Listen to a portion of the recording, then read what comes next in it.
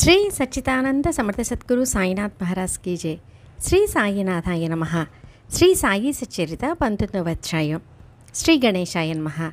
శ్రీ సరస్వత్యై నమః. శ్రీ గురుభ్యో నమః. శ్రీ కులదేవతాయే నమః. శ్రీ సీతారామచంద్రాభ్యాం నమః. శ్రీ సద్గురు సాయినాథాయ నమః. సాయి సూక్ష్మం కంటే అత్యంత సూక్ష్మం, మహత్తు కంటే అత్యంత మహత్తు. ఆ బ్రహ్మస్తంభ పర్యంతం వస్తుజాలమంతా సాయియే. ఇటువంటి సద్వస్తువుకు రంగు రూపాలతో ఒక ఆకారాన్నిచ్చి చర్మచక్షులతో చూడాలని కోరిక కలిగింది. సూర్యోపాసకులు సూర్యునికి భక్తిభావంతో ఒత్తులతో హారతినిస్తారు. విఘ్నేశ్వరుని భక్తులు బెల్లంతో గణపతిని చేసి బెల్లం నైవేద్యం పెడతారు. సముద్రంలోని నీటిని దోసిలితో తీసుకొని సాగరానికి అర్ఘ్యమిస్తారు. ఇవన్నీ గమనిస్తే అనుచితంగా ఉంటాయి. సూర్యదేవుడు సాగరుడు గొప్ప ప్రభావం కలవారు. భక్తుల భావాన్ని ఉదార స్వభావంతో చూస్తారు. వారు ఉచితానుచితాలను పట్టించుకోరు. భక్తుల గౌరవాన్ని నిలబెట్టడం వారి పని. సమానశీల వ్యసనేషు సఖ్యం. ఇది సామాన్య సూత్రం అయినా శరీరం మరియు ఆత్మ యొక్క సంగమం పరమ అనివార్యం. ఇవి పరస్పర భిన్న స్వభావం కలవి. అయినా రెంటికి విలక్షణమైన స్నేహం. ఒకటి లేక మరొకటి విడిగా క్షణమైనా ఉండలేవు. ఈ శరీరం నశించిపోయేది, ఆత్మ నిర్వికారం నశించనిది. అయినా రెంటికి అపారమైన ప్రేమ. అందువలనే ప్రపంచంలో చక్రభ్రమణ. ఆత్మ మహాశక్తి కలది. దీనికంటే సూక్ష్మం అవ్యక్తం. అదే ఆకాశం, ప్రకృతి లేదా వ్యక్తం. దాన్నే మాయా అని కూడా అంటారు. వీటన్నిటికంటే పురుషుడు సూక్ష్మం. ఇంద్రియాదులన్నిటికీ అక్కడే విశ్రామం. అంతిమ పరమభక్తి కూడా అదే. శుద్ధ బ్రహ్మ కూడా అదే. ఇటువంటి ఆత్మ నిర్వికారి ఉండి స్ఫటికంలో స్వచ్ఛమైనదే అయినా ఈ ప్రపంచంలో మాయతో మరియు కర్మలతో బంధింపబడినట్లు భాషిస్తుంది. స్ఫటికంలో ఎరుపు, నలుపు, పసుపు రంగులు ప్రతిబింబించిన స్ఫటికం మాత్రం అన్ని రంగుల కంటే వేరుగా ఉంటుంది. నిర్మలంగా విశేషంగా ఉంటుంది. ఎండమావుల్లోని నీరు, ముచ్చపు చుప్పల్లోని వెండి, చుట్టుకొని ఉన్న తాడులో లేని పాము అభాస. తాటిపైన సర్పాన్ని ఆరోపించడం వాస్తవంగా అప్రమాణం. అట్లే నేను ఈ శరీరాన్ని అనే అభిమానం కలిగి ఉండడం ఏ బంధనం లేని ఆత్మకు మిథ్యాబంధనాన్ని కలిగించడం. దేహేంద్రియాలు, మనస్సు, ప్రాణం వీటన్నిటికంటే ఆత్మ విలక్షణమైంది. ఆత్మ స్వయంతృప్తి, శుద్ధ చైతన్యం, ఆకార వికారాలు లేనిది. శరీరం, బుద్ధి, మనస్సు, ప్రాణం వీనిపై అభిమానం ఉన్నంత వరకు కర్తృత్వ భోక్తృత్వాల భావం, సుఖదుఖాలు అనివార్యం. మర్రి విత్తనం ఎంత సూక్ష్మమైనది. దాని గర్భంలో మర్రి వృక్షం యొక్క శక్తి ఇమిడి ఉంది. ఆ వృక్షంలో అసంఖ్యాకమైన విత్తనాలు, వానిలో కోట్లాది వృక్షాలు ఉంటాయి. ఇలా ప్రతి మర్రి విత్తనంలో ఒక్క మర్రి వృక్షం ఉంటుంది. ఇది ప్రళయాంతం వరకు గోచరిస్తుంది. విశ్వం కూడా ఇట్లే ప్రత్యక్షంగా కనిపిస్తుంది. దీనిని శ్రద్ధగా అవలోకించండి. నిర్భయత్వాన్ని, శాశ్వతత్వాన్ని, ముక్తతను, స్వాతంత్రాన్ని, పరమాత్మ ప్రాప్తిని పొందటమే జీవితానికి సాఫల్యత. మానవ జన్మ యొక్క ధ్యేయం ఇదే. జ్ఞానం లేకుండా మోక్షం లేదు. విరక్తి లేకుండా జ్ఞానం కలగదు. ప్రపంచం అశాశ్వతమని మనసు కనిపించినంత వరకు విరక్తి కలగదు. ఈ ప్రపంచం అనిత్యమని తెలుసుకునే లోగా విశ్వాభాస దృష్టికి గోచరమవుతుంది. దానివల్ల బాటసారి ఇటుపోవాళ్ళు తెలియక మధ్యలో తడబడతాడు. ఈ విశ్వాభాస ఇలాంటిది. శుద్ధ జ్ఞాన స్వరూపమైన పరమాత్మ యందు మాయా విలాసాలు మిథ్య. ప్రపంచంలో ఉద్భవించే ఒక స్వప్నం లాంటిది. దీని కొరకు వ్యర్థమైన ప్రయాస ఎందుకు? స్వప్నం నుండి జాగ్రత్తావస్థకు రాగానే స్వప్నం మాయమైపోతుంది. అందువలన ఆత్మస్వరూపంలో స్థిరపడిన వారు ప్రపంచంలోని విషయ సుఖాలను కోరుకోరు. ఆత్మ ఒక్కటే జ్ఞానం మరియు ఆత్మ ఒక్కటే యథార్థ జ్ఞానం లేకుండా శోక మోహాది బంధనాలను విడిపించుకోవటానికి ఆత్మ జాగృతి తప్ప అన్యోపాయం లేదు. సాధనాలన్నిటిలో జ్ఞానమే శ్రేష్టమైనప్పటికీ బాబా అహోరాత్రులు సర్వసాధారణంగా భక్తి మార్గాన్ని అవలంబించాలని ఉపదేశించేవారు. జ్ఞాన మార్గం యొక్క మహిమను తెలుపుతూ ఆ మార్గం రామఫల సమానమని, భక్తి మార్గం స్వల్ప సాధనతో కూడుకొని మధుర రసంతో ఉన్న సీతాఫలాన్ని సేవించడం లాంటిది అని చెప్పేవారు. భక్తి స్వచ్ఛమైన సీతాఫలం వంటిది, జ్ఞానం పరిపక్వమైన రామాఫలం వంటిది. ఒకటిని మించు మరొకటి సువాసనలతో మధుర రసంతో ఉంటాయి. రామాఫలాన్ని కాయగానే కోసి పండేస్తే దానిలోని గుజ్జు వగరగా ఉంటుంది. చెట్టు పైన పండే వరకు ఓపికగా ఉన్నవారికి అది మధురంగా ఉంటుంది. రామాఫలం చెట్టు పైన పరిపక్వమైతేనే అది మధుర రసంతో ఉంటుంది. నేలపైన పండిస్తే వగరగా ఉంటుంది. చెట్టు పైన పండించడానికి ఎరిగిన వారే దాని రుచిని ఆస్వాదించగలరు. సీతాఫలానికి ఈ ప్రయాస లేదు. గుణం తక్కువైనా విలువ ఎక్కువే. రామాఫలానికి పతన భయం ఉంది. అట్లే జ్ఞానులకు కూడా నిర్భయం అనేది ఉండదు. వారు అష్టసిద్ధుల్ని జయించాలి. ఏమాత్రం అలసత్వం పనికిరాదు. అందువలనే సాయి దయామయులు చాలా వరకు తమ భక్తులకు భక్తి మరియు నామస్మరణ గురించి వివరిస్తుండేవారు. శ్రీకృష్ణ భగవానుడు జ్ఞానం కంటే ధ్యానం శ్రేష్టమైందని అర్జునుకి చెప్పాడు. అట్లే సాయిబాబా కూడా భక్తుల భవబంధనాలు విడిపోవడానికి ఇదే సాధన అని చెప్పారు. ఈ విషయాన్ని ఇలా ఉంచి గతాధ్యాయంలో వర్ణిస్తూ అసంపూర్తిగా వదిలేని దాన్ని నేను ఇప్పుడు చెప్తాను. శ్రోతలారా, శ్రద్ధగా వినండి. శక్తి ఉడికిపోయిన వయోవృద్ధురాలు సాయి వద్ద నుండి మంత్రోపదేశాన్ని కోరి ఉపవాస దీక్షను చేపట్టి ఒక కష్టాన్ని సృష్టించింది.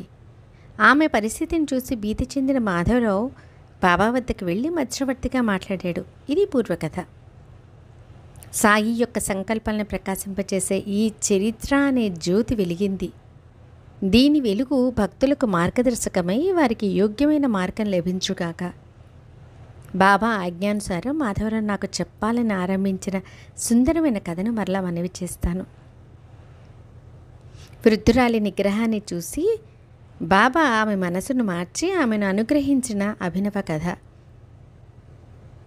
బాబా ఆ స్త్రీని ప్రేమతో పిలిచి, అమ్మా, నువ్వెందుకిలా సత్యాగ్రహాన్ని చేస్తున్నావు? మరణించాలని ఎందుకు అనుకుంటున్నావు?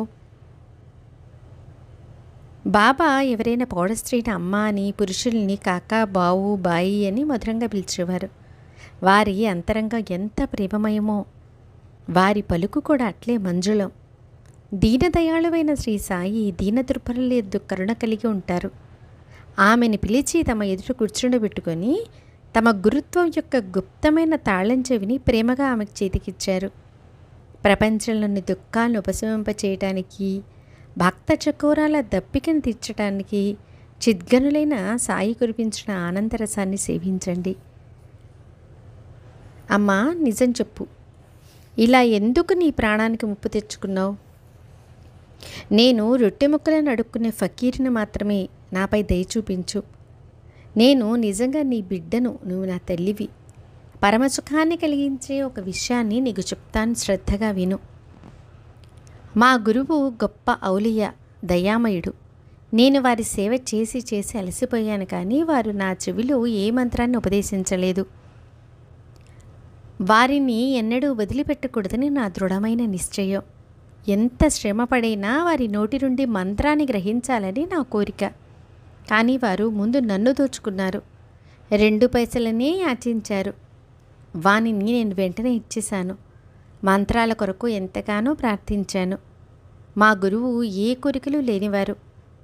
వారికి 2 పైసలతో ఏం పని?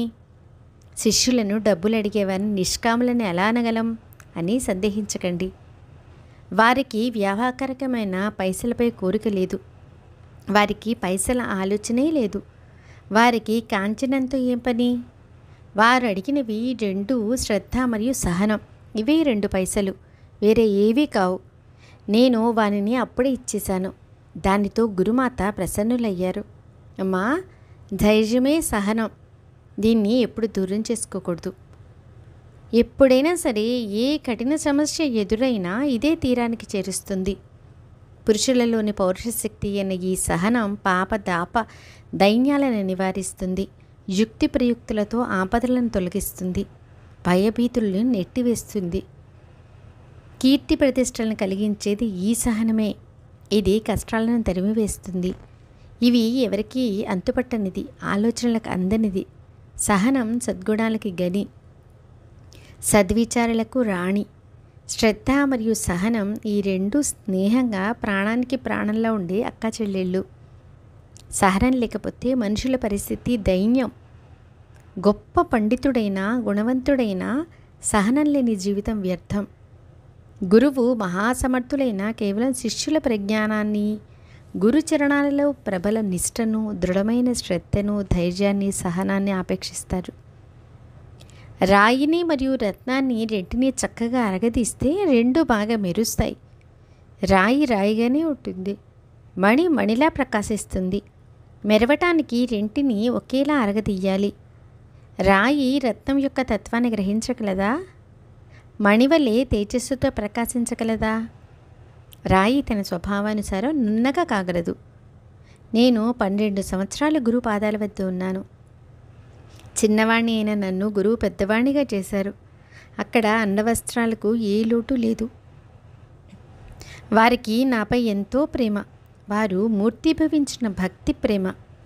వారికి శిష్యులపైన వాస్తవమైన ప్రేమ. మా గురువుకు సమానమైన గురువు అరుదు. ఆ సుఖాన్ని, వైభవాన్ని వర్ణించే శక్యం కాదు. వారి ప్రేమను ఎలా వర్ణించగలను? వారిని చూడగానే చానంత కళ్ళు మూసుకుంటాయి. మేము ఉభయులం ఆనందంలో మునిగిపోయేవారం. నేను ఇతర వస్తువుల్ని చూడడం ఎరగను. నేను అహర్నిశలు ప్రేమగా గురుముఖావలోకనమే చేసేవాణ్ణి. నాకు ఆకలి తప్పులు ఉండేవి కావు. గురువు లేకపోతే మనసు అస్వస్థతగా ఉండేది. వారు తప్ప వేరే ధ్యానం లేదు, వేరే లక్ష్యం లేదు. రోజు వారొక్కరిని స్మరించేవాణ్ణి. గురువు యొక్క కౌశలం అద్భుతం. ఇదే మా గురువు ఆపేక్షించింది. ఇంతకంటే వేరే ఏదీ కోరలేదు. వారు నన్నెప్పుడూ ఉపేక్షించలేదు. వారు ఎప్పుడూ నన్ను కష్టాల నుండి రక్షించేవారు. నన్ను ఒకప్పుడు వారి పాదాల వద్ద, మరొకప్పుడు సముద్ర తీరానికి అవతల ఉంచేవారు.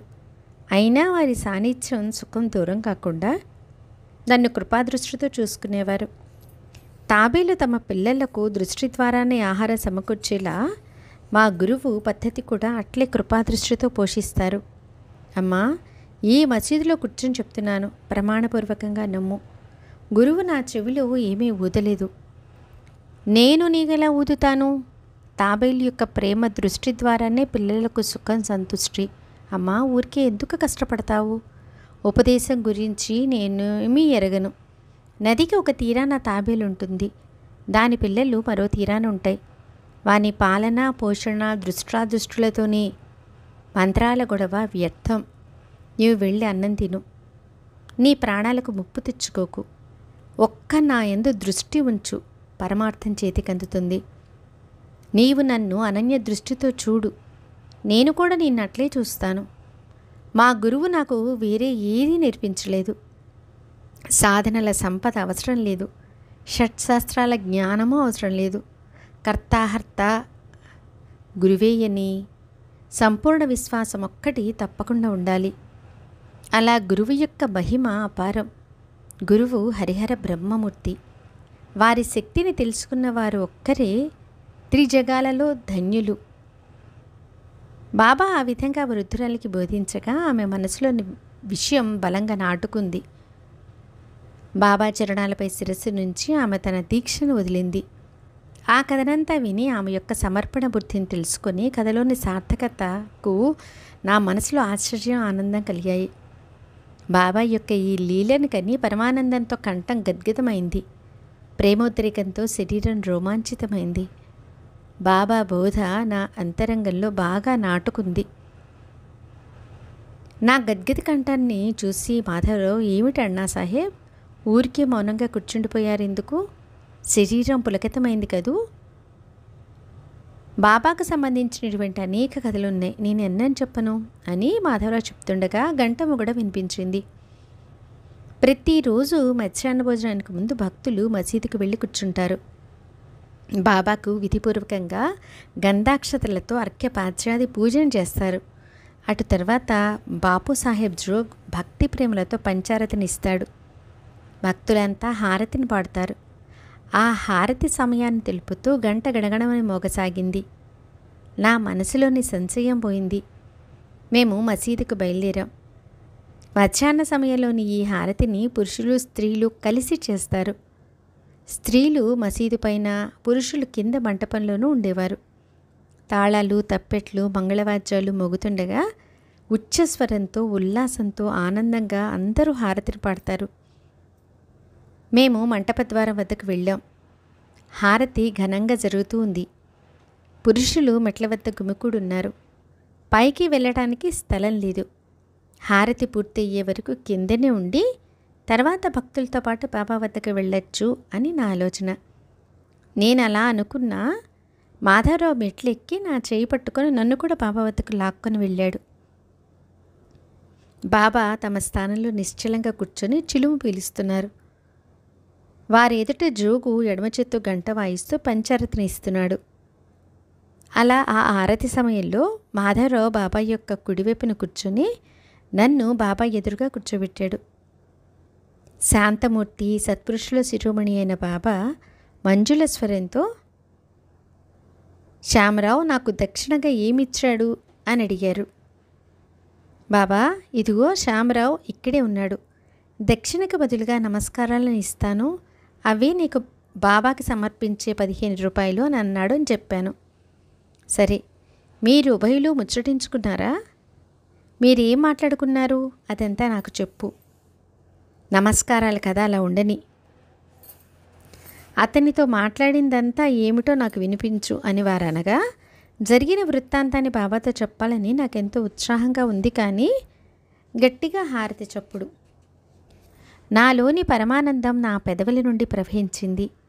తలగడక ఆనుకుని కూర్చున్న బాబా నా మాటలు వినడానికి ముందుకు జరిగారు. నేను కూడా ముందుకు జరిగి చెప్పనారంభించాను.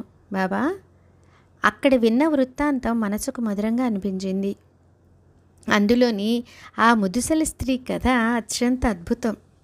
శ్యామరావు ఈ విషయాన్ని చెప్పడంతో నా అజ్ఞానం నాకు తెలిసి వచ్చింది. కథ నెపంతో మీరు నన్ను అనుగ్రహించారని అర్థమైంది అని చెప్పాను. అప్పుడు బాబా అత్యంత ఉత్సుకతతో, ఏమిటా విశేషమైన కథ, ఎలాంటి అనుగ్రహం, అదంతా నాకు చెప్పు అని అడిగారు. అప్పుడే తాజాగా విన్న కథ, పైగా నా మనసులో బలంగా నాటుకున్నది, ఉన్నది ఉన్నట్లుగా మనం చేశాను. అది విని బాబా ప్రసన్నులైనట్టు కనిపించారు. అలా నేను చెప్పిందంతా బాబా శ్రద్ధగా విని వెంటనే నాతో, ఈ విషయాన్ని బాగా గుర్తుంచుకో అని చెప్పారు. మరలా ఎంతో ఉత్సాహంగా, నీవు విన్న కథ నిజంగా మధురంగా ఉందా? నీ మనసుకు బాగా పట్టిందా? నిజంగా సార్థకత అనిపించిందా అని అడిగారు. బాబా, ఆ కథాశ్రవణంతో నా మనసులోని వేదన తొలగిపోయి శాంతి కలిగింది. నాలోని ఆవేదన తొలగింది. నాకు నిజమైన మార్గం తెలిసింది అని చెప్పాను. అప్పుడు బాబా, మా పద్ధతి విశిష్టమైనది. ఈ ఒక్క కథను బాగా గుర్తుంచుకుంటే చాలా ప్రయోజనం కలుగుతుంది. ఆత్మను తెలుసుకోవడానికి జ్ఞానం అవసరం. జ్ఞాన ప్రాప్తికి ధ్యానం చేయాలి. ఆ ధ్యానమే ఆత్మానుష్ఠానం. దాని ద్వారానే మనోవృత్తి శాంతిస్తుంది. కోరికలన్నిటినీ వదిలి సర్వజీవులను ఉన్న పరమాత్మని ధ్యానించాలి. ధ్యానం సరిగ్గా కుదిరినప్పుడు ఆత్మ ప్రాప్తిస్తుంది. సత్యత ఆనందం నా యొక్క స్వరూపమని తెలుసుకొని నా రూపాన్ని ఎప్పుడు ధ్యానించు. ఇటువంటి ధ్యానం కుదరకపోతే నా ఈ సగుణ రూపాన్ని నకశికాంతం అహర్నిశలు మనసులో అనుసంధానం చెయ్యి. ఇలా నన్ను ధ్యానిస్తే మనోవృత్తి నిశ్చలమై ధ్యాత ధ్యానం చేయమనే త్రిపుటి తొలగిపోతుంది. ఈ త్రిపుటి పోగానే ధ్యాత చైతన్యఘనుడైపోతాడు. ఇదే ధ్యానం యొక్క లక్ష్యం. దీని ద్వారా బ్రహ్మలో లీనమైపోతావు. తాబేలు నదికి ఒక ఒడ్డునుంటుంది. దాని పిల్లలు మరొక తీరానుంటాయి. వానికి పాలు కానీ వెచ్చదనం కానీ ఉండవు. కేవలం తల్లి యొక్క దృష్టి ద్వారానే పిల్లలు పుష్టిగా పెరుగుతాయి. పిల్లలు ఎప్పుడూ తల్లినే ధ్యానిస్తుంటాయి, అంతే. వానికి ఇంకేమీ చేయవలసిన అవసరం లేదు. పాలు కానీ వేరే ఆహారం కానీ అవసరం లేదు. తల్లి చూపులే వానికి పోషణ. ఈ కూర్మ దృష్టి ప్రత్యక్ష అమృత దృష్టి, పిల్లలకు స్వానంద పుష్టి. అట్లే గురు శిష్యుల్లో ఐక్యతా సృష్టి.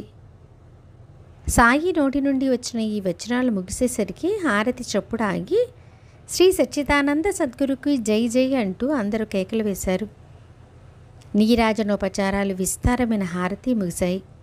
జోకు పటిక బెల్లాన్ని అర్పించగా బాబా తమ చేతులను చాపారు.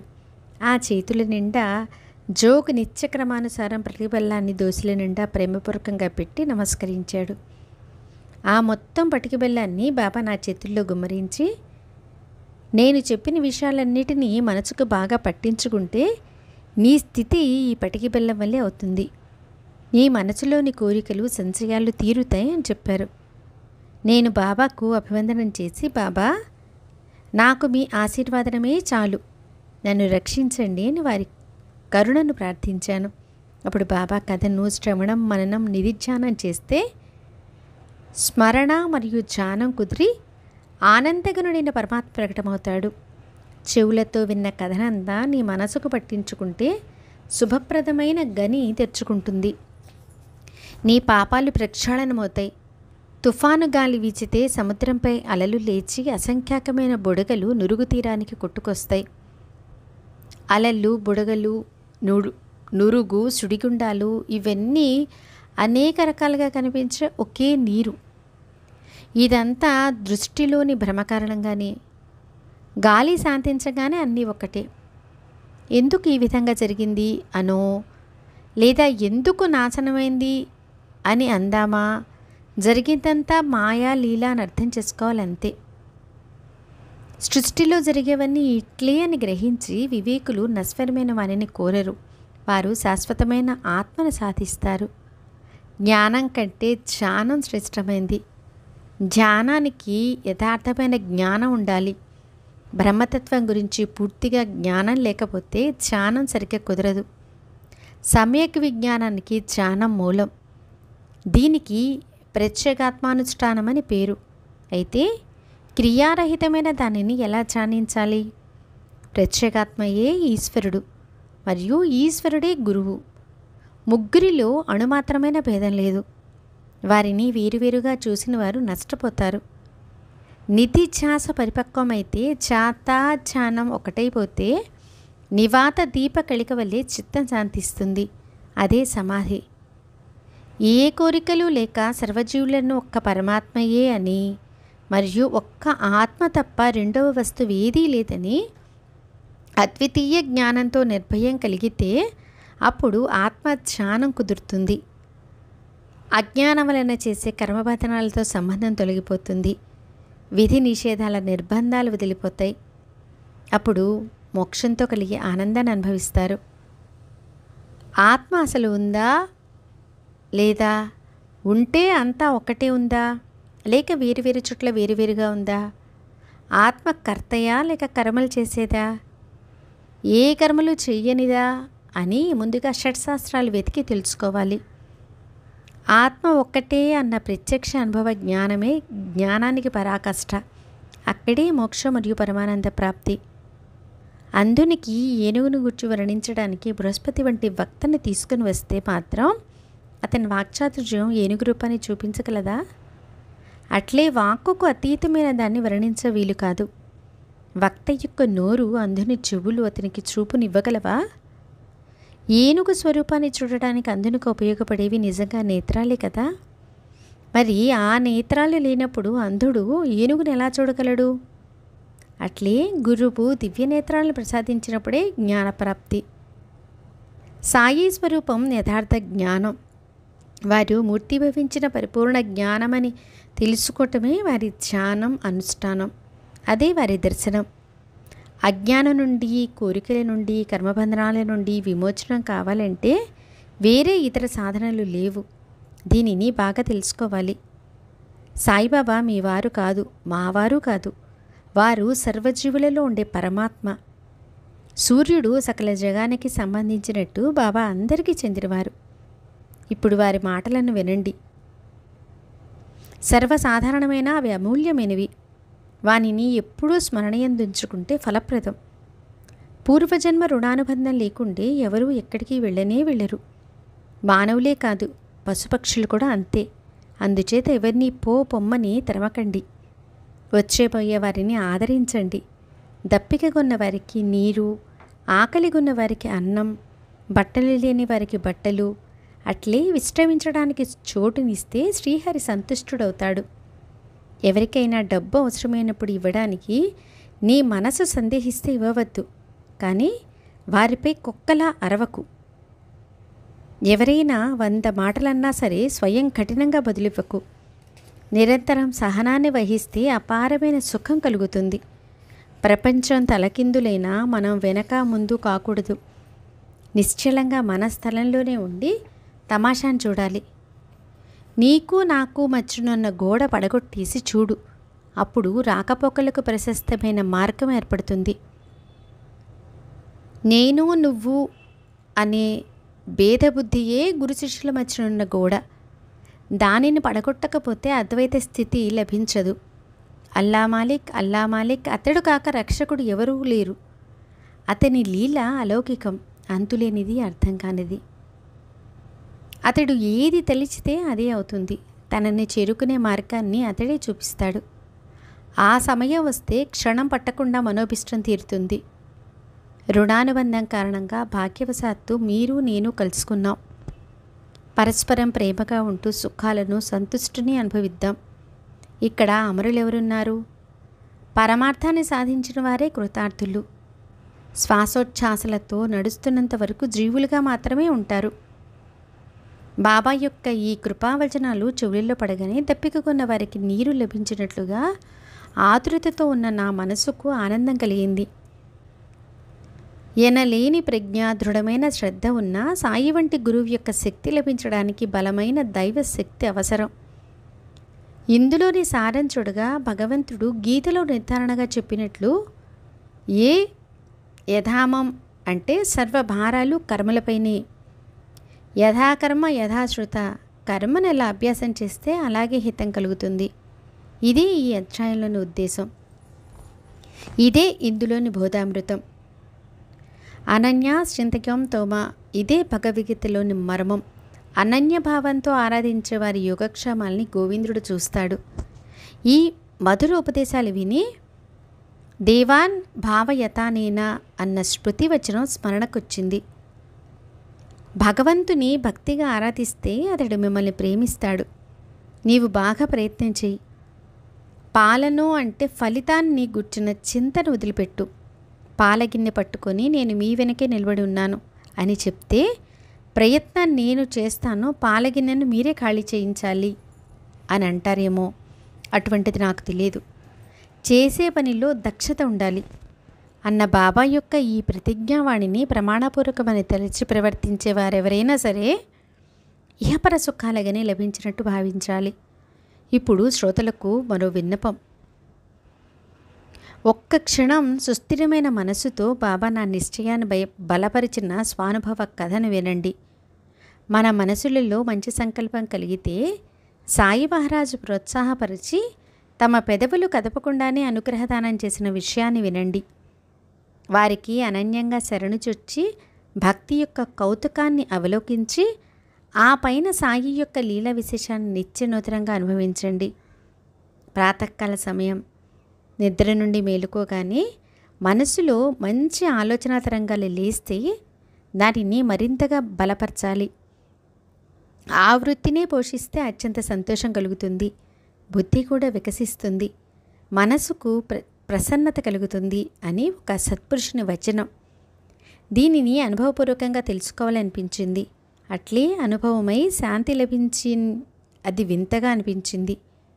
షిరిడీ వంటి పవిత్ర క్షేత్రంలో గురువారం వంటి మంగళకరమైన రోజు రామనామాన్ని అఖండ ఆవర్తన చేయాలన్న సంకల్పం కలిగింది. బుధవారం రాత్రికి శయ్యపైన శరీరం నిద్రావశమయ్యే వరకు మనసులో రామనామస్మరణలో ఉంచి అదే ధ్యాసతో ఉన్నాను. ప్రాతకాలం మేలుకోగానే మనసుకు రామనామం గుర్తుకొచ్చింది. దాంతో జిహ్వ సార్థకమైంది. మనసులోని ఆలోచనను నిశ్చయం చేసుకున్నాను. ముఖం కడుక్కొని శుచి అయి దొరికిన పూలను పట్టుకొని సాయి యొక్క ప్రాతదర్శనానికి వెళ్ళాను. దీక్షితుని భవనం దాటి బుట్టి యొక్క వాడ బయట నుండి వెళుతుండగా ఒక ఔరంగాబాద్కర్ సుందరమైన ఒక పద్యాన్ని మధురంగా పాడుతుండగా విన్నాను. ఆ పద్యాన్ని ఓవీ రూపంలో చెప్పాలంటే పద్యంలోని భావికమైన మాధుర్యం పోతుంది, శ్రోతలు ఆనందించలేరు. అందువల్ల మొత్తం పద్యాన్ని అక్షరం అక్షరం గానం చేస్తాను. దానివల్ల ప్రేమమయులైన శ్రోతలు ఆ పద్యంలోని ఉపదేశాన్ని గ్రహించి ఆనందిస్తారు. పద్యం. గురు కృపాంజన పాయో మేరే భాయి, రామ బినా కచుమాన నతః నాహి, అందర్ రామ్ బాహర్ రామ, సప్నే మే దేఖ్తా సీతారామ, జాగత రామ సోవత రామ, జహా దేకే వహా పురాణ కామ, ఏకా జనార్దని అనుభవనీక, జహా దేకే వహా రామ సరీఖ. నేను మనసును రామనామస్మరణలో ఉంచాలని ముందే నిశ్చయించుకుని ప్రారంభం చేయడానికి పై పద్యం బలపరిచింది. దానిలో నా మనోనిశ్చయం అనే అంకురానికి కరుణాగనులైన సాయి సమర్థులు ఆ పద్య రూపంలో సించనం చేశారు అని బోధపడింది. ఔరంగాబాదుకర్ చేత తంబురాన్ని పట్టుకుని మంటపం లోపల సాయి సముఖంలో ఉచ్చస్వరంతో పైకి గట్టిగా పాడుతున్న ఆ గానాన్ని విన్నాను. బాబా భక్తుడైన ఔరంగాబాదుకర్ నావలని బాబాచరణాల యందు అనురక్తుడు. అతనికి అనేక పద్యాలు కంఠస్థమై ఉండగా ఆ సమయాన ఆ పద్యమే ఎందుకు స్ఫురించింది? నా మనసులోనిది ఎవరికీ తెలియదే. మరి అతడు ఆ పద్యాన్ని ఎందుకు పాడాడు? బాబా ఏ విధంగా సూత్రాన్ని కలిగిస్తుంటే మనసులో అలాగే స్ఫురణ కలుగుతుంది. మనమంతా కేవలం కీలుపులలం. సాయి మాత సూత్రధారి. వారు స్వయంగా చెప్పకున్నా నాకు మంచి ఉపాసనను అందించారు. నా అంతరంగంలోని ఆలోచన బాబా మనసులో ప్రతిబింబించిందా అన్నట్లుగా బాబా ఈ విధంగా ప్రత్యక్ష అనుభవాన్ని కలిగించారని అనిపించింది. నామం యొక్క మహత్వం ఎంత గొప్పది! దీనిని సాధువులు మహాత్ములు ఎంతగానో వర్ణించారు. పామరునైన నేను ఎంతని వర్ణించగలను? వెళ్ళిన ఆ వ్యక్తి కూడా ఇంటికి బయలుదేరాడు. దీని వలననే స్వరూప ప్రాప్తి. ఆత్మసాక్షాత్కారాన్ని కలిగించే రామ అను 2 అక్షరాలను మరా అని తిరగేసి స్మరించి దారిదోపిడీ చేసే బోయేవాడు ఉద్ధరించబడి వాల్యావాల్మీకి అయ్యాడు. విశేషమైన వాక్శక్తిని పొందాడు. మరా మరా అని తిరగేసి స్మరిస్తే అతని జిహ్వపై రాముడు ప్రకటమయ్యాడు. రాముడు జన్మించకముందే రాముని అవతార చరిత్రను వ్రాశాడు. రామనామం ద్వారా పతితులు పావనులవుతారు. రామనామంలో అమితమైన ప్రయోజనాలు.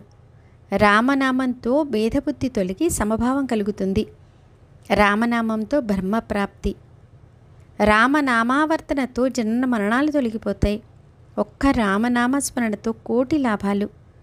రామనామ ధ్వని ఉన్న చోట విష్ణువు యొక్క సుదర్శన చక్రం తిరుగుతూ కోటి విఘ్నాలను ధ్వంసం చేస్తుంది. ఈ రామనామం దీనులను సంరక్షిస్తుంది. ఉపదేశించడానికి సాయిబాబాకు ఒక ప్రత్యేక కాలం కానీ, ఒక స్థలం కానీ, ఒక సమయం కానీ అవసరం లేదు. వారు కూర్చొని ఉన్నా, నుంచుని ఉన్నా, నడుస్తున్నా ఉపదేశాలను అతి సహజంగా ఇచ్చేవారు. ఈ విషయంలోని ఒక మధురమైన కథను శ్రోతలు శ్రద్ధగా శ్రవణం చేస్తే సాయి యొక్క దయ మరియు వారి సర్వవ్యాపకత్వం అర్థమవుతుంది. ఒకసారి ఒక భక్త శ్రేష్ఠుడు మరొకరిని గురించి ముచ్చటిస్తూ స్వయం చెడు ఆలోచనలకు లోనే నిందారోపణలో పడిపోయాడు. అతని మంచి గుణాలు ఒకవైపు ఉండిపోయాయి. నోటి నుండి నింద బాగా ప్రవహించసాగింది. అసలు విషయం అడుగున పడి నింద పైకి వచ్చింది. ఏ కారణం చేతనైనా ఎవరి ఆచరణైనా సరిగ్గా లేకపోతే వారి గురించి వారికి వారి ఎదుటే తెలియచేసి వారిపై దయతలచాలి. ఎవరినైనా సరే ఎప్పుడు నిందించకూడదు అని ప్రతి ఒక్కరికి బాగా తెలుసు. అయినా ఎంత నిగ్రహించుకున్నా ఆ స్వభావం పొట్టలో అణిగి ఉండదు. కడుపుల నుండి కంఠంలోకి, కంఠం నుండి జిహ్వపైకి, అక్కడి నుండి మెల్లమెల్లగా పెదవులపైకి సుఖంగా సంతోషంగా ప్రవహిస్తుంది. నింద చేసేవానికంటే ఎక్కువ ఉపకారం చేసేవారు త్రిభువనాల్లో ఉండరు. నిందారోపణ చేసేవారికి శ్రేయస్సును కలిగించడమే. మురికిని కొందరు కుంకుడుకాయలతో, కొందరు సబ్బు, సీక లాంటి వస్తువులతో కడుగుతారు. మరికొందరు నిర్మలమైన నీటితో కడుగుతారు. కానీ నింద చేసేవాడు ఇతరుల మురికిని తన నాలుకతో శుభ్రం చేస్తాడు. ఇతరులకు ఉపకారం చేయడానికి తాము మానసిక అధోగతిని సహిస్తారు. వారి మహోపకారం వర్ణించ శక్యం కాదు. పరనింద చేసేవారు అత్యంత వందనీయులు. నిందా నెపంతో దోషాలను తెలియపరుస్తూ, అడుగడుగునా సావధానపరుస్తూ, అనేక రకాల అనర్థాలను తొలగిస్తూ సహకరిస్తారు. అట్టి వారి ఉపకారాన్ని నేనెంతని వర్ణించను? అట్టి వారి గొప్పతనాన్ని సాధు సత్పురుషులు ఎంతో అనేక రకాలుగా వర్ణించారు. అలాంటి నింద చేసే వారికి నేను సాష్టాంగ ప్రణామం చేస్తాను. శ్రోతలకు బాగా విసుగు కలిగింది కదూ. నిందారోపణ చేసిన వాడు మల విసర్జనానికి బయలు ప్రదేశానికి వెళ్ళాడు. బాబా దర్శనానికి భక్తులు మసీదుకు వెళ్ళారు. బాబా పూర్ణ అంతర్జ్ఞాని. ఆయా సమయాలకు సరిగ్గా భక్తులకు శిక్షణ ఇచ్చేవారు. వారు తర్వాత ఏం చేశారో వినండి. భక్తులతో సహా వాళ్ళ ఇంటికి వెడుతూ బాబా ఆ నింద చేసిన వారిని గురించి అడిగారు. అతడు కాలువ వద్ద బయలు ప్రదేశానికి వెళ్ళినట్టు భక్తులు చెప్పారు. తమ కార్యక్రమాన్ని ముగించుకొని బాబా లిండి నుండి బయలుదేరారు. కాలువకు వెళ్ళిన భక్తుడు కూడా ఇంటికి బయలుదేరాడు. ఆ ఉభయులు పరస్పరం కలుసుకున్నారు. అప్పుడు జరిగిన వృత్తాంతాన్ని నేను చేతులు జోడించి శ్రోతలకు మనవి చేస్తాను, శ్రద్ధగా వినండి.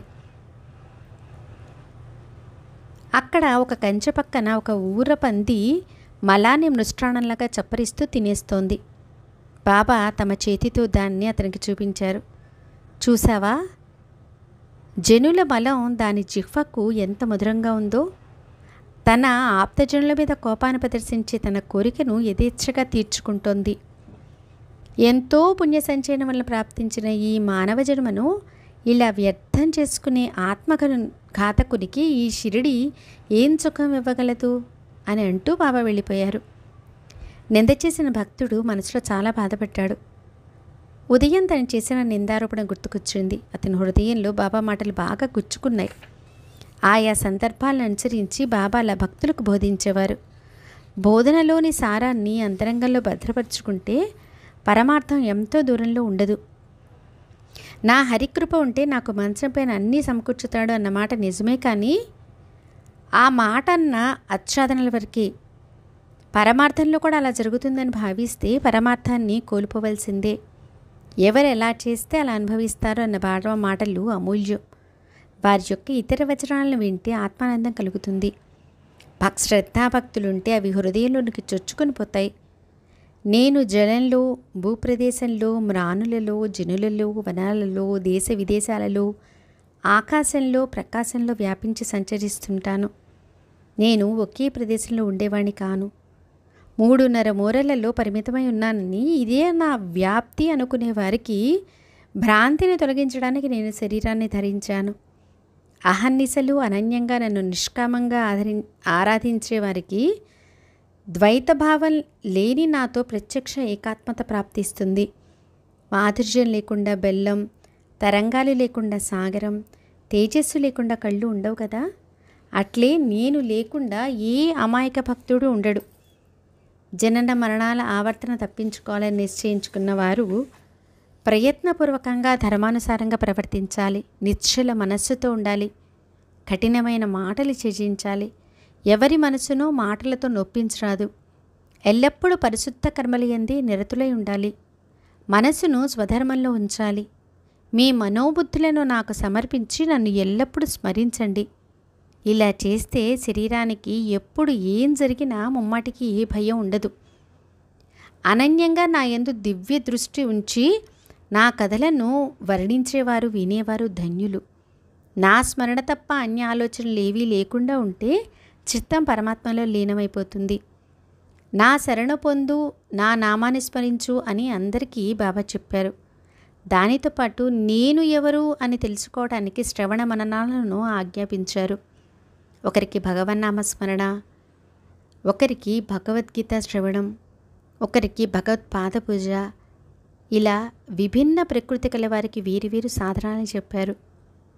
ఒకరికి ఆధ్యాత్మిక రామాయణ పఠన, ఒకరికి జ్ఞానేశ్వరి పురస్చరణ, మరొకరికి హరివరద పారాయణ, ఇంకొకరికి గురుచరిత్ర అధ్యయనం. ఒకరిని తమ పాదాల వద్ద కూర్చుండబెట్టుకుంటే మరొకరిని ఖండోబా మందిరానికి పంపారు. ఇంకొకరి కంఠానికి ప్రేమతో విష్ణు సహస్రనామావళి కట్టారు. ఒకరికి రామ విజయాన్ని ఉపదేశిస్తే మరొకరికి ధ్యానాన్ని, నామమహత్యాన్ని, ఇంకొకరికి చాందోగ్య ఉపనిషత్తు, గీతా రహస్యాన్ని ఉపదేశించి వీనిలో విశ్వాసం ఉంచి వీనిలోని స్వాభావిక మాధుర్యాన్ని శ్రద్ధతో అనుభవించని చెప్పేవారు. బాబా అలా ఒకరికి ఒకటి, మరొకరికి మరొకటి బోధ చేసేవారు. వారి దీక్షా పద్ధతి అనేక రకాలు, అవి అనంతం. ఒకరికి ప్రత్యక్షంగా దీక్షనిస్తే మరొకటి దృష్టాంతాలతో ఇచ్చేవారు. వారి ఉపదేశాలు అపూర్వంగా విశేషంగా ఉండేవి. అనేక వర్ణాల భక్తులు పరుగు పరుగున వారి దర్శనానికి వస్తారు. మత్స్యపానం పైన ప్రీతి ఉన్నవారికి స్వప్నంలోకి వెళ్ళేవాళ్ళు. వారి వక్షస్థలం పైన కూర్చొని కాళ్ళు చేతులు గుండెను బాగా ఒత్తిపట్టి వారు మరలా మత్స్యం ముట్టుకోమని ప్రమాణం చేస్తే కానీ వారిని విడిచిపెట్టేవారు కారు. వివాహం జరిగే గృహాలలో జ్యోతిష్యులు హరిహరుల చిత్రాలను వేసినట్టుగా బాబా భక్తుని స్వప్నంలో గోడపైన గురు బ్రహ్మ అనే మంత్రాన్ని వ్రాసేవారు. ఎవరైనా రహస్యంగా ఆసనాలను వేస్తూ హఠయోగ సాధనలు చేస్తుంటే బాబా తమ దివ్యజ్ఞానంతో తెలుసుకొని గురి తప్పని బాణం గుచ్చుకునేలా బోధించేవారు. ఎవరో అపరిచితుడిని పట్టుకొని అతనితో ఇంత తిని నిశ్చింతగా కూర్చోలేవా, ఓపిక పట్టి ఉండు అని కబురు పంపారు. ఒకరితో ప్రత్యక్షంగా మాది చాలా కఠినమైన పద్ధతి. 1-2 సార్లు చెప్పి చూస్తాం. చివరి ప్రయత్నం చాలా కఠినంగా ఉంటుంది. ఒకసారి చెప్తాం, 2 సార్లు చెప్తాం. ఎవరైనా మా మాటను లక్ష్య పెట్టకపోతే కన్న బిడ్డలనైనా సరే 2 ముక్కలుగా చీరి పారేస్తామని చెప్పేవారు. సాయిబాబా మహాజ్ఞాని. పామరునైన నేను ఆ మహానుభావుని చమత్కారాలను ఎలా వర్ణించగలను? వారు ఒకరికి విరక్తిని, జ్ఞానాన్ని కలుగజేస్తారు. ఒకరికి సద్భావాన్ని, భక్తిని కలుగజేస్తారు. ఒకరికి ప్రపంచ వ్యవహారాలలో నడుచుకునే పద్ధతిని, ప్రశస్తమైన రీతిలో శిక్షణనిస్తారు. ఉదాహరణకు విచిత్రమైన ఒక సంఘటన శ్రోతలకు చెప్తాను. ఒకసారి మిట్ట మధ్యాహ్నం అప్పుడు బాబా మనసుకి ఏం తోచిందో తెలియదు కానీ వారు అకస్మాత్తుగా రాధాకృష్ణమాయి ఇంటి పక్కకు వచ్చారు. వారి వెంట కొంతమంది భక్తులున్నారు. అప్పుడు బాబా వెళ్ళి నిచ్చెన పట్టుకురండి అని అనగానే వెంటనే ఒకరు వెళ్ళి నిచ్చెన తెచ్చిపెట్టారు. దానిని బాబా ఆ ఇంటి పైకి వేయించారు. స్వయం కప్పు పైకి ఎక్కారు. వారి మనసులో ఏం ఉద్దేశం ఉందో ఎవరికి తెలియదు. వామన గోండ్కర్ని ఇంటి కప్పుకు నిచ్చెన వేయించి తాము స్వయంగా చరచరా ఇంటిపై కప్పు పైకి ఎక్కారు. అక్కడి నుండి ఆ ఇంటికి ఆనుకుని ఉన్న రాధాకృష్ణబాయి ఇంటి కప్పును దాటుకుంటూ వెళ్ళారు. అదేం చమత్కారమో ఎవరికి అర్థం కాలేదు. అప్పుడు రాధాకృష్ణబాయి తీవ్రమైన చలి జ్వరంతో అనారోగ్యంతో ఉంది. బాబా కూడా 2 వ్యక్తులు ఆసరాగా పట్టుకుంటేనే నడవగలిగేవారు. అంత బలహీనంగా ఉండగా అంతటి శక్తి వారికి ఎక్కడి నుంచి వచ్చిందో వెంటనే ఇంటి కప్పుకు 2వ వైపుకు అదే నిచ్చెన వేయించుకొని కిందకి దిగి వచ్చారు. నేలపై కాలు మోపగానే ఆలస్యం చేయకుండా వెంటనే నిచ్చెన తెచ్చిన వానికి 2 రూపాయలు ఇచ్చారు. నిచ్చెనను 2 వైపులా వేయడం ఏమంత కష్టమైన పని? ఆ శ్రమకు ఫలితంగా బాబా అంత డబ్బు ఇచ్చి రుణం తీర్చుకున్నారు. నిచ్చెన తెచ్చిన వానికి బాబా అంత డబ్బు ఎందుకు ఇచ్చారు అని కుతూహలంతో వారిని అడగాలనుకున్నారు. ఒక వ్యక్తి ధైర్యంతో వారిని ప్రశ్నించగా బాబా, ఎవరి శ్రమభారాన్నైనా ఉచితంగా లవలేశమైనా తీసుకోకూడదు. ఎవరితోనైనా పని చేయించుకోవచ్చు, కానీ ఎవరి శ్రమను ఉచితంగా తీసుకోరాదు అని ఒక నియమాన్ని పాటించాలి అని బాబా ప్రత్యుత్తరం ఇచ్చారు. బాబా ఉద్దేశాన్ని ఎవరు అర్థం చేసుకోగలరు? వారి విషయాలు వారికి అర్థమవుతాయి. సత్పురుషుల అంతరంగం అత్యంత గూఢంగా ఉంటుంది. వారి నోటి నుండి వెలువడిన మాటలే మనకు ఆధారం. వారి ఉపదేశాలు అనుసరించి ప్రవర్తిస్తే ప్రపంచ వ్యవహారాలు చక్కగా సుఖంగా సాగిపోతాయి. తర్వాత అధ్యాయం ఎంతకంటే మధుర రసభరితం. అమాయకురాలైన ఒక పనిపిల్ల వేదాంతంలోని గూఢమైన చిక్కును విడదీస్తుంది. హరిదాస అయిన దాసగను జనులకు ఉపకారం చేయాలని ఈశావాసోపనిషత్తును మరాఠీ భాషలోకి అనువదించాలని నడుం కట్టాడు. సాయిబాబా అనుగ్రహంతో గ్రంథరచన అయింది. కానీ ఏవో కొన్ని గూఢార్థాలు తెలియక అతని మనసుకు సందేహం కలిగింది. మరి ఆ సమస్యను బాబా ఎలా పరిష్కరించారు? బాబా షిరిడీలోనే కూర్చొని దాసగనితో నీవు పార్లేకి తిరిగి వెళ్ళినప్పుడు కాకాదీక్షిత్ ఇంట్లో పనిచేసే పిల్ల నీ సందేహాలను తీర్చుతుంది అని చెప్పారు. ఈశావ్యాసం అనే కమలాల సరోవరంలో వాగ్దేవి అనే భ్రమరం జృంకారం చేస్తూ తిరుగుతుంటే చతురులైన శ్రోతలు ఆ ఆనందాన్ని అనుభవించండి. తర్వాత అధ్యాయంలో ఈ కథను చెప్పేవారు, చెప్పించేవారు సాయి దయామయులు. సావకాశంగా శ్రవణం చేస్తే శ్రోతలకు శుభం కలుగుతుంది. హేమాడ్ సాయికి మరియు సర్వజీవుల్లోని భగవంతునికి శరణు వేడుతూ శ్రోతలు సావధానంగా వినాలని వేడుకుంటున్నాడు. స్వస్తి శ్రీ సంత సజ్జన ప్రేరితము శ్రీ భక్త హేమాదపంత విరచితము అయిన శ్రీ సాయి సమర్థ చరిత్రలో మదనగ్రహం అను 19వ అధ్యాయం సంపూర్ణం. శ్రీ సద్గురు సాయినాథార్పణమస్తు. శుభం భవతు. సచ్చిదానంద సమత సద్గురు సాయినాథ్ మహారాజ్ కీ జై.